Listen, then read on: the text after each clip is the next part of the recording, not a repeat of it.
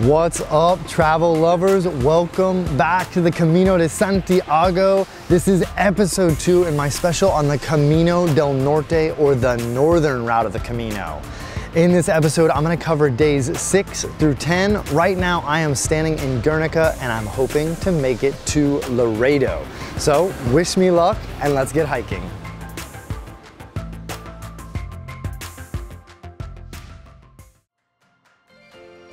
On day 6, I would leave Guernica and arrive to Lezama, covering roughly 20.8 kilometers and approximately 500 meters of elevation.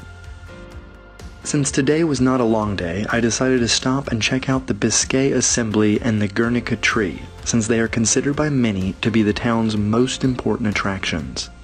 I explored the complex for about 30 minutes before getting back on the Camino. After a little while, I left the city blocks of Guernica and traded them for dense forest. A steep incline was the perfect way to warm the leg muscles up. I would be walking through the Urdiales Biosphere Reserve. I would climb close to 300 meters of elevation in less than 3 kilometers. The legs warmed up so much, I had to turn my pants into shorts. When I finally made it to the top, I had a killer view of Guernica, and I had completed about a fourth of the day's hike. For the next 8 to 10 kilometers, I would be hiking up and down small mountain peaks before making a final descent. Around sunset, I could see the endpoint on the horizon. I reached Lezama right on time. Any later, and I would have been making my way in the dark.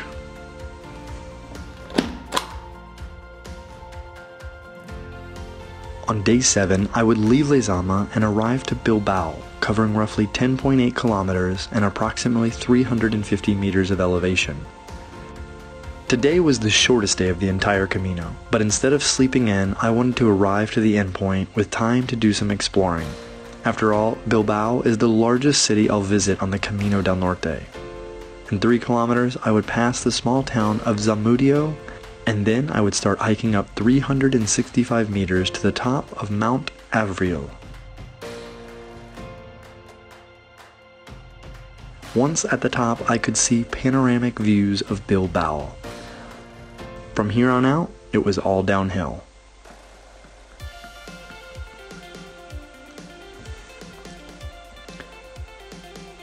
Before I would get to the endpoint, I took a quick peek into the Begonia Basilica, as it was full of people. I would keep making my way down all the way to Casco Viejo, or the old city center. This area was vibrant and full of pedestrians, so I took some time just to walk along the streets. Eventually, I would make it to Mercado de la Ribera. Here, I would find a wide variety of local Basque specialty items. Also, this is an excellent place to get some pinchos. All kinds of pinchos. After filling my belly, I would walk along the river until stopping at the iconic Guggenheim Museum.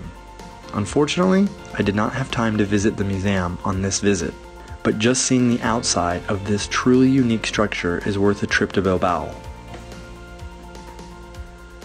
Now, it was time to find my accommodation and rest up for tomorrow's hike.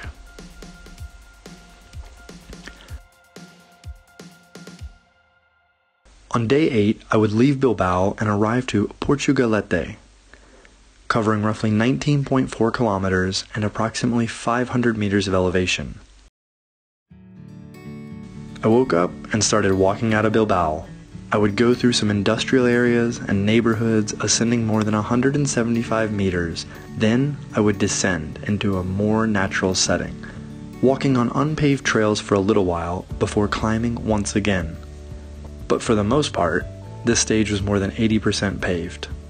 Good morning, peregrinos. It is day 8. We just left Bilbao, leaving the big city, actually the biggest city of all the cities we're gonna see in the whole Camino. We're leaving, so all the comforts are back there. But the good news is we've got an excellent weather today. So good, I'm wearing shorts and flip-flops. At the top, I would come across the Ermita de Santa Agueda. It was not open, but it was a good point to take a moment to fill my water jug and cool off. as this was nearly the halfway point of the day's hike. Several kilometers later, I would reach Baracaldo, walking along a river and eventually making it to Portugalete.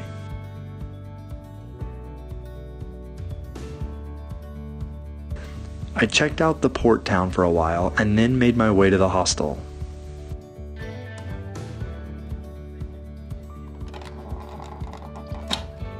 On day 9, I would leave Portugalete and arrive to Castro Urdiales, covering roughly 27.6 kilometers and approximately 350 meters of elevation. Blessed with another great day of weather, I decided to keep wearing my flip-flops. I would head out of Portugalete, heading inland away from the sea through some industrial areas and not far off the highway. I was walking mostly on a bike trail for about 10 kilometers until I would reach the sea again. I was met with the beautiful beach La Arena. Since I had not been near a beach in a few days, I wanted to enjoy my time here for a little while.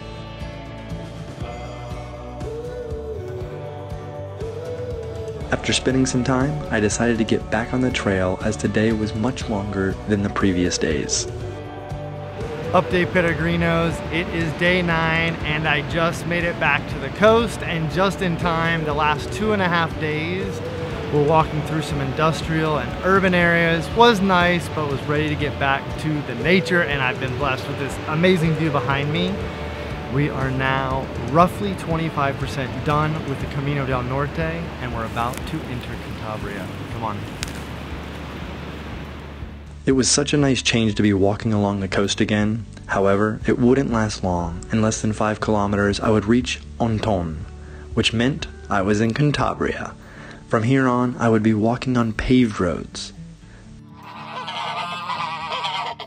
Eventually, I stopped in a bar to take a quick break. But shortly after entering, some locals insisted that I come and have lunch in their home.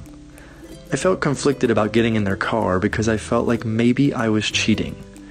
But all feelings of remorse were easily washed away with some local wine and delicious tapas. I will never forget the hospitality they showed me. I was having such a good time that I lost track of time. The sun was setting and I still had 10 kilometers until the end point. So I said my goodbyes and headed on my way. I would be walking in the dark for nearly 2 hours until I finally reached Castro Urdiales.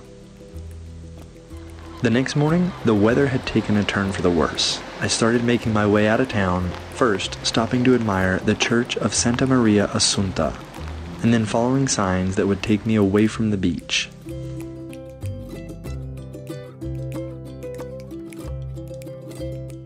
On day 10, I would leave Castro Urdiales and arrive to Laredo, covering roughly 26.6 kilometers and approximately 550 meters of elevation.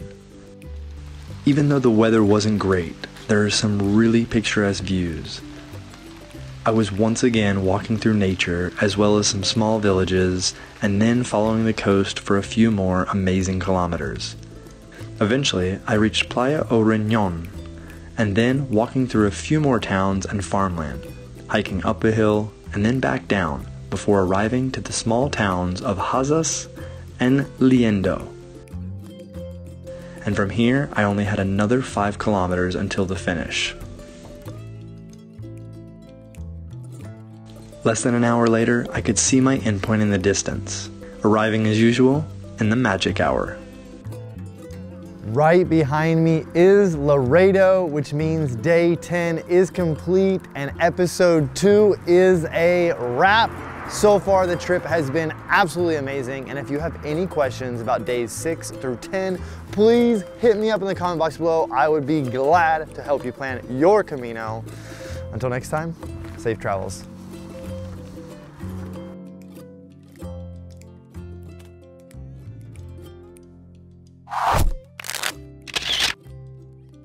Don't leave yet. There's tons of great videos to keep watching. More importantly, did you subscribe yet?